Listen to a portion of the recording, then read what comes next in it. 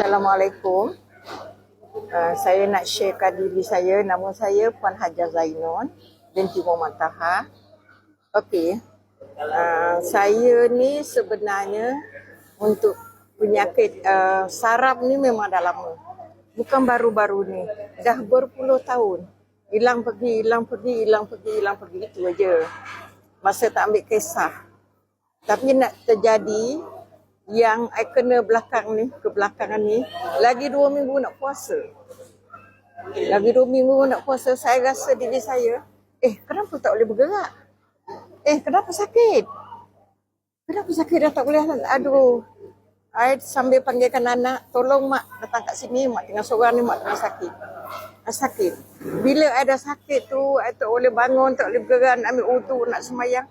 Tapi sungguh sakit-sakit, saya sembahyang tak penting. Saya buat. Jadi, bila saya dah sakit tu, anak saya cakap, mak, pergi doktor? Panggil doktor. Saya cakap, mak tak nak. Saya tak nak doktor. Saya makan ni je. Saya makan Nutrika ni, 1 kotak, 2 hari. Malam saya makan lebih. Then, saya panggil buat fizio lah kat rumah kan. Saya tak larat nak keluar, nak pijak tak boleh. Panggil orang datang kat rumah, buat 12 kali.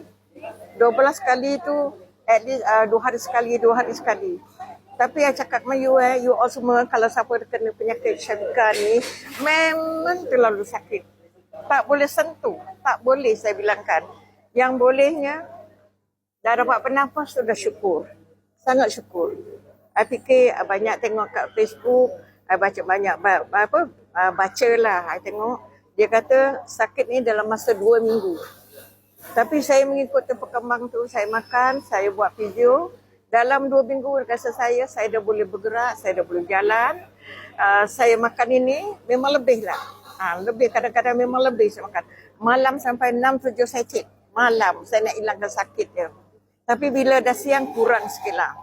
Selepas 2 minggu saya rasa kaki ada ringan, buntutnya sakit yang belakang semua. Dah okey. Saya rasa okey. Saya tak pergi doktor. 1 biji Panadol ke baik yang lain tak makan. Saya makan ini saja. Syukur pada Allah. Sebab Syafiqah ni adalah penyakit saraf.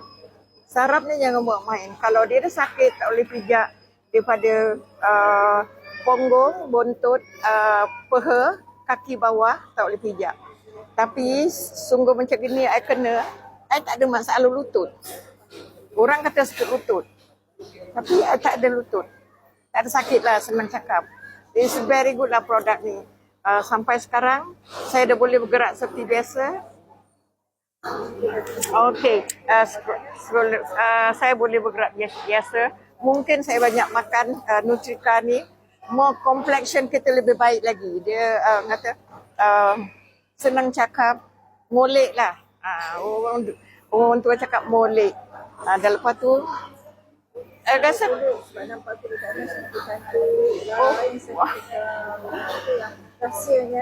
rahsianya kena makan lebih. Kita tak ada umur dia banyak kekurangan. Banyak kekurangan tu makan lebih. Tapi kalau fikir sayang duit, memang lambat baik.